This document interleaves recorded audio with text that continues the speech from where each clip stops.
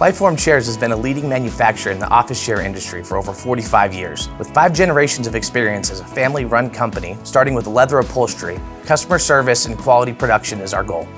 The heirloom quality can be seen and felt in our products. Providing the world's most customizable office chairs, we can accommodate any user. Our products have been proudly handcrafted in Calgary, Canada since 1976.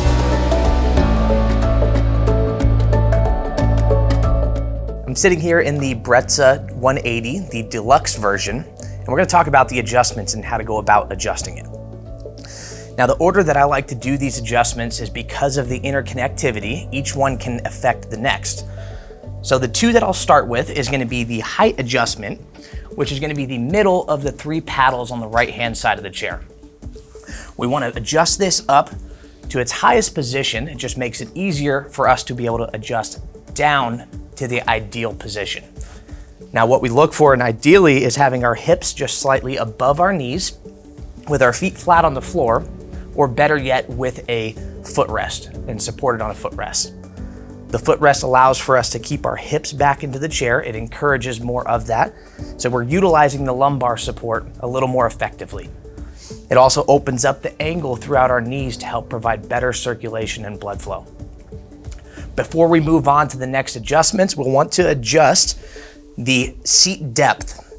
So there's one small lever towards the back of the chair on the left-hand side when we're sitting in it. As we pull this up, we can move that seat in or pull it further out. And this allows us to accommodate the user's leg length specifically. Ideally, we want to have that seat adjusted so that as we're sitting in the chair, there's just about 2 or 3 fingers length from the back of our leg to the edge of the seat. That's going to promote the best support, allow for the best circulation, and reduce any kind of additional pressure that could be added to what's known as the ischial tuberosities, or in other words, the sit bones. So the 2 bony points in our rear that get numb after sitting on a park bench for long periods of time. Moving on to the backrest adjustment, we have the furthest paddle towards the back of the chair. As we pull this up, it allows for us to adjust the angle of the backrest to accommodate how upright we want to be sitting. Now, while 90 degrees is a perfectly safe posture to be sitting and working and recommended by many, we can actually improve, and studies have shown that a slight open angle closer to maybe 110 degrees can help alleviate some additional pressure off the lumbar spine. After we've set the angle of the backrest, we want to ensure that the lumbar support is in its ideal position. So we can move this up or down to fit the user accordingly. And what we look for is having that lumbar pad just above the belt line. That's what's going to promote that natural lordotic curve in our lower back. Next, we have our tilt function. So the very first paddle out of the 3. In its down position, the chair is locked in an upright position. As we pull this paddle up, it allows us to engage that tilt feature. The small knob towards the front of the chair is going to allow us to adjust or engage the forward tilt. So as I lean back in the chair and I rotate this knob towards the front, it's going to increase the range of motion. In other words, it's engaging the forward tilt. Now, this posture is great for the users who tend to scoot to the edge of the seat and lean into their work. It allows us to keep our hips back into the chair. We're utilizing the lumbar support. We're sitting upright, but we still feel engaged and have that more upright position.